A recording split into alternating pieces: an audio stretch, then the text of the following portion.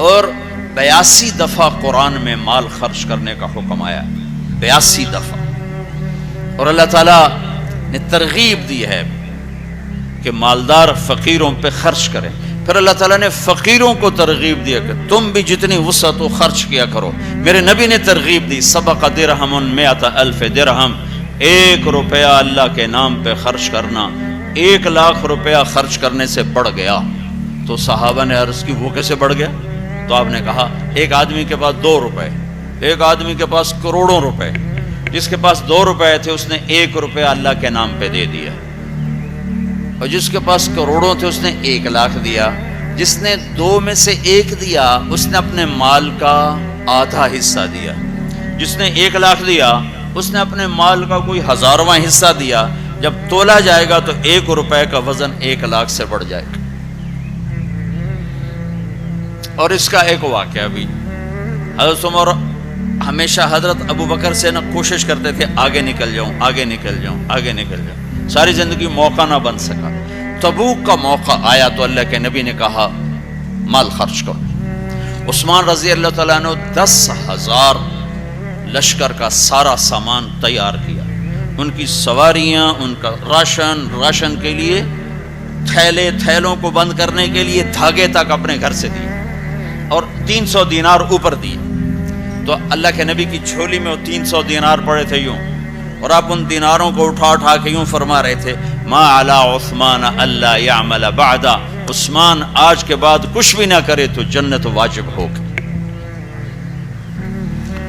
تو عمر کہنے لگے آج میں ابو بکر کو کاٹ سکتا ہوں، آج میں اس سے آگے نکل سکتا ہوں کہ وہ آج کل غریب ہے، میں مالدار ہوں، تو وہ تھوڑا لائے گا میں زیادہ لاؤں گا تو میں بڑھ جاؤں گا. لہٰذا انہوں نے اپنے مال کا آدھا حصہ، آدھا گھر میں رکھا اور آدھا لے کر آئے. ابو بکر نے جھاڑو پھیر دیا، جو کچھ تھا وہ سارا سمیٹ کے لے آئے. جب دونوں پراپرٹی سامنے رکھی گئیں تو حضرت عمر کی بہت زیادہ نظر آ رہی، ابو بکر کی بہت تھوڑی نظر آ رہی. لہٰذا حضرت عمر بڑے اطمینان میں کھڑے کہ آج جیت خطاب کے بیٹے کی ہے. میں قربان جاؤں، اللہ رسول تو جانتے ہیں کہ کون کیا کر کے آیا ہے. تو میرے نبی نے سوال ہی بدل دیا جو اس موقع کا سوال ہی نہیں. کوئی آدمی مسجد میں چندہ دینے جائے، مدرسے میں چندہ دینے جائے، کہا جی مول صاحب یہ 1 لاکھ روپیہ ہے مدرسے کے لیے، مسجد کے لیے. آگے مولوی صاحب کہیں پیچھے کتنے پڑے ہوئے ہیں، تو کہے گا یہ بھی واپس کرو، میں تو تھوڑی نیت ہے جو کوئی چکر لگتا ہے کہ تسی ٹھیکیدار ہو، مگر علی شاید ابھی پیچھے کتنے پے. یہ موقع کا سوال ہے ہی نہیں. مولوی صاحب کو چاہیے جی جزاک اللہ، یہ لیجیے رسید، بسم اللہ، پھر بھی موقع آئے تو دیتے رہیں. تو میرے نبی نے پوچھنا یہ تھا ابو بکر کتنا لائے ہو، عمر کتنا لائے ہو، اور یہی اس موقع کا سوال ہے. لیکن اللہ رسول جانتے ہیں کہ کس کے مال میں وزن زیادہ ہے. تو میرے نبی نے سوال بدل دیا، فرمایا عمر ما خلفت. واہ واہ، عمر پیچھے کیا چھوڑ کے آئے ہو؟ تو حضرت عمر تو وہیں دھڑم ہو گئے گا، با میں گیا. سوال سے ہی وہ پتہ چلے گا، با میری کلی اڑ گئی وکٹ. عمر ما خلفت یا ما ترکت لأہلک، یہ دونوں الفاظ ہیں. پیچھے گھر والوں کے لیے کیا چھوڑا؟ تو پہلے حضرت عمر بڑے جوش میں کھڑے تھے، پھر ایک دم ڈھیلے ہو گئے. کہنے با جی آدھا چھوڑا ہے آدھا لایا. پھر آپ نے کہا ابا بکر ما خلفت یا ما ترکت لأہلک، ابو بکر تو پیچھے چھوڑ کے کیا آیا، بچوں کے لیے کیا چھوڑ کے آیا؟ تو انہوں نے کہا ترکت اللہ ورسول، میں تو اللہ اس کے رسول کو چھوڑ کے آیا ہوں، باقی سب کچھ لے آیا. تو اس پر عمر کہنے لگے ابو بکر میں نہیں تجھ سے آگے بڑھ سکتا، کوئی بھی تجھ سے آگے نہیں بڑھ سکتا. اور اگلی سنو،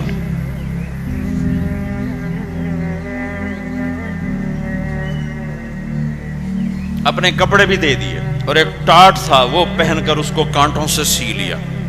تو جبریل آئے، کہنے لگے یا رسول اللہ، اللہ تعالیٰ پوچھ رہے ہیں کہ ابو بکر نے یہ ٹاٹ کیوں پہنا ہوا ہے؟ تو آپ نے کہا کہ ابو بکر نے سارا کچھ اللہ اس کے رسول پہ لگا دیا ہے، اس لیے یہ پہنا ہوا ہے. تو کہا یا رسول اللہ، اللہ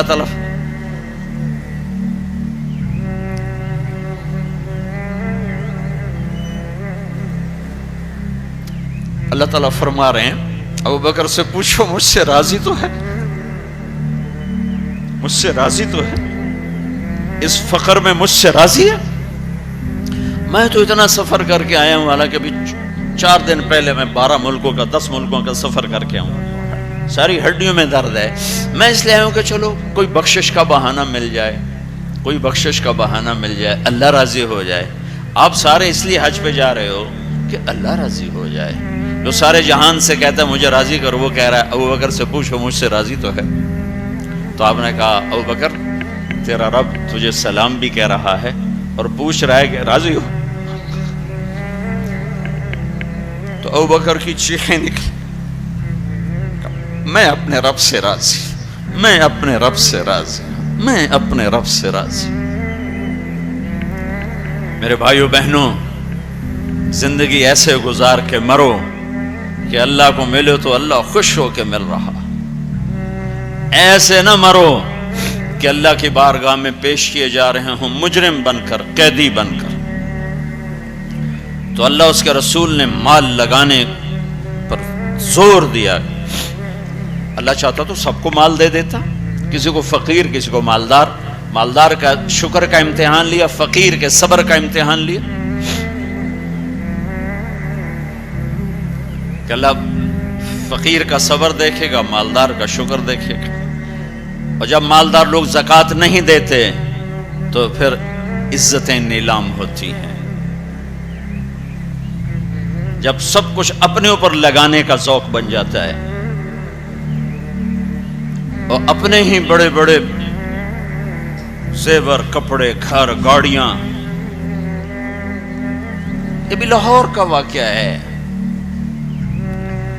بیگم صاحب ڈرائیور کے ساتھ گئی ہیں اور واپسی پہ کہہ رہی ہیں اسلم ڈرائیور، آج میری بڑی اچھی قسمت، وہ ساڑی میں نے لی تو میں سمجھ رہی تھی 1 لاکھ کی ہے، وہ تو مجھے 75,000 میں مل گئی، بڑی سستی مل گئی۔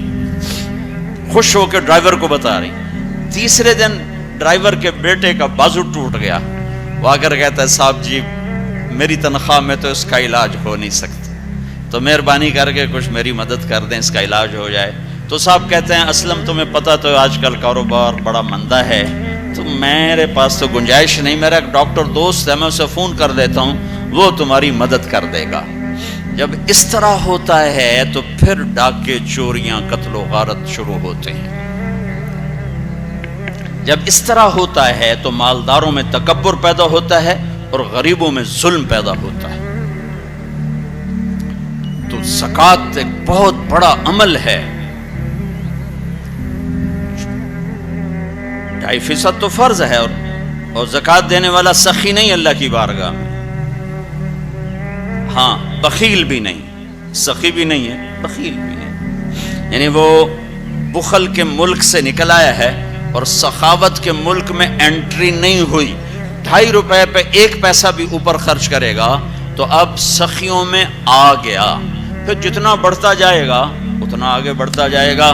اور اللہ نے فرمایا مجھے میری عزت کی قسم، جنت الفردوس میں بخیل داخل نہیں ہو سکتا۔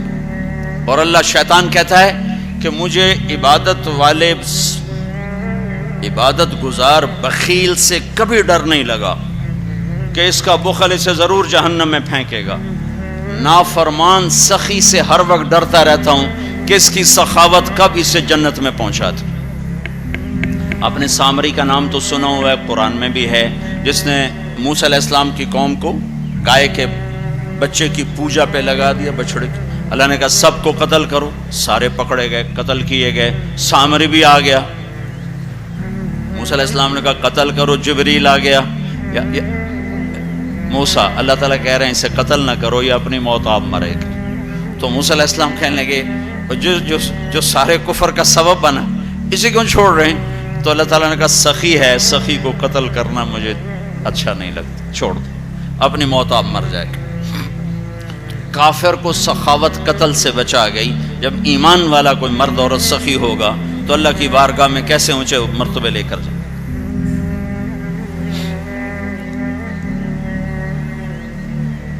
تو اپنے اوپر خرچ کرو وسعت کے مطابق. اللہ نے روکا نہیں ہے، منع نہیں کیا ہے، منع نہیں کیا ہے، لیکن غریب کو بھی یاد کرو.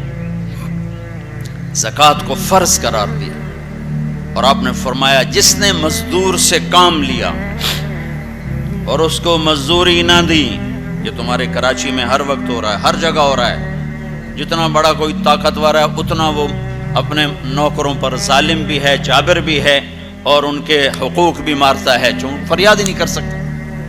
میرا پنجاب کا زمیندارہ ماحول سارا ایسا ہی. تو آپ نے فرمایا جس نے مزدور سے کام لیا اور اسے موقع پہ تنخواہ نہ دی اور اس کے پیسے مار لیے، تو اس مزدور کا قیامت کے دن میں وکیل بنوں گا، میں اس کا کیس لڑوں گا. اور جس کا کیس میرے نبی نے لے لیا، پھر اگلا کوئی بچ کے جا سکتا ہے کہیں؟ مزدور کا پسینہ خشک ہونے سے پہلے اس کے ہاتھ میں پیسے پکڑا دو. پھر مزدور سے فرمایا، یعنی دونوں طرف کا خوبصورت، کیا دین خوبصورت ہے کہ جو اپنے نوکر کی، جو اپنے مالک کی نوکری بھی پوری دیانتداری سے کرے اور اللہ کی بندگی بھی دیانتداری سے کرے، تو اسے ہر کام پہ دگنا اجر ملے گا. دگنا، یعنی میں ایک نماز پڑھتا ہوں، میری 10 ہیں، اس کی 20 ہوں گی. میں ایک روزہ رکھتا ہوں، میرا ایک ہے، اس کے 2 ہوں گے. میں ایک قرآن ختم کرتا ہوں، میرا ایک ہے، اس کے 2 ہوں گے. کہ ایک طرف اپنے مالک کے ساتھ دیانتداری سے نوکری کر رہا ہے اور ایک طرف اپنے اللہ کے ساتھ دیانتداری سے بندگی کر رہا ہے، دگنا اجر ہو جائے گا.